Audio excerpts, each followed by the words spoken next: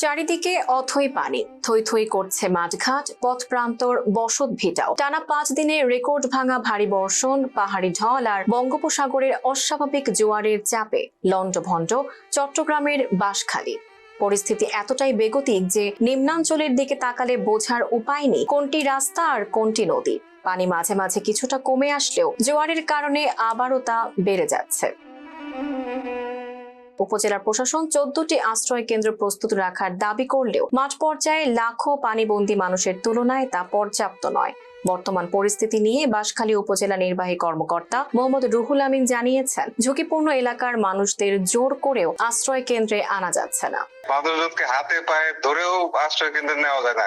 জোয়ারের প্রভাবে একটু পানি বেড়েছে, অন্যান্য জায়গায় কিন্তু পানি নামছে। সংকটটা হচ্ছে আমাদের বিভিন্ন জায়গায় যে সুইচ গেট গুলো আছে, ধরো সাতকানিয়া বা বিভিন্ন জায়গা থেকে যে পানির ঢল গুলো আসতেছে এই দিক দিয়ে প্রবাহিত হচ্ছে, সেগুলো দিয়ে প্রবাহিত হয়ে যেহেতু এটা পশ্চিমে আমাদের এই সমুদ্র চলে যাচ্ছে পানিগুলো। মানুষজন রেডি আছে, কিন্তু এত পানি সেটা পৌঁছানো দুষ্কর হয়ে গেছে। সূত্র বলছে, যাতায়াত ব্যবস্থা সম্পূর্ণ ভেঙে পড়ায় এবং আশ্রয় কেন্দ্রের সংখ্যা কম হওয়ায় অধিকাংশ মানুষ বাধ্য হয়ে এখনো নিজের ঘরেই বিপজ্জনক পরিস্থিতিতে মানবেতর জীবন কাটাচ্ছেন। শুক্রবার সকাল 10টায় স্থানীয় বাসিন্দা আজগর হোসাইন ফাহিম ফেস দ্য পিপলকে কিছু ভিডিও চিত্র পাঠিয়ে গণমাধ্যমের দৃষ্টি আকর্ষণ করেন।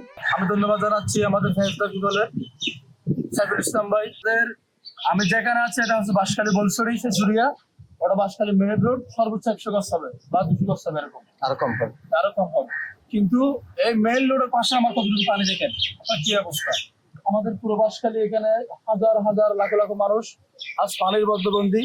আমি দেশের মিডিয়া, সরকার, প্রশাসন সবার কাছে দৃষ্টি আকর্ষণ করছি, আপনারা বাঁচান, আমাদের বাঁশখালীবাসীকে বাঁচান। ভিডিওতে দেখা যায় গ্রামের রাস্তাঘাট থেকে শুরু করে মানুষের ঘরবাড়ি, পুকুর, খালবিল সবই পানির নিচে। কোথাও কোথাও পানির উচ্চতা কোমর ছাড়িয়ে গেছে। ফাহিমের ভাষ্যমতে বাঁশখালীর সাধারণ মানুষের এখন স্বাভাবিক চলাচলের কোনো উপায় নেই। পানিবন্দী এই লাখো মানুষের হাহাকার আর অসহায়ত্বের কথা তুলে ধরে গণমাধ্যমের জরুরি দৃষ্টি আকর্ষণ করেন তিনি। প্রশাসনিকভাবে এই উপজেলার 14টি ইউনিয়ন ও একটি পৌরসভায় মোট 212টি গ্রাম রয়েছে, যার সিংহভাগই এখন সম্পূর্ণ পানির নিচে। অন্তত 1 লক্ষাধিক মানুষ গত কয়েকদিন ধরে পানিবন্দী অবস্থায় চরম মানবেতর জীবনযাপন করছেন। অনেক এলাকায় পানি কমার কোনো লক্ষণ তো নেই, উল্টো কোথাও কোথাও পানি বেড়েই চলেছে। উপকূলীয় নিম্নাঞ্চলের 90 থেকে 95% ঘরবাড়ি প্লাবিত হওয়ায় কোনো ঘরেই গত কয়েকদিন ধরে চুলা জ্বলছে না। এছাড়া পাহাড়ি ঢলের প্রবল স্রোতে এরই মধ্যে ভেঙে পড়েছে অন্তত 3 শতাধিক কাঁচা ঘরবাড়ি।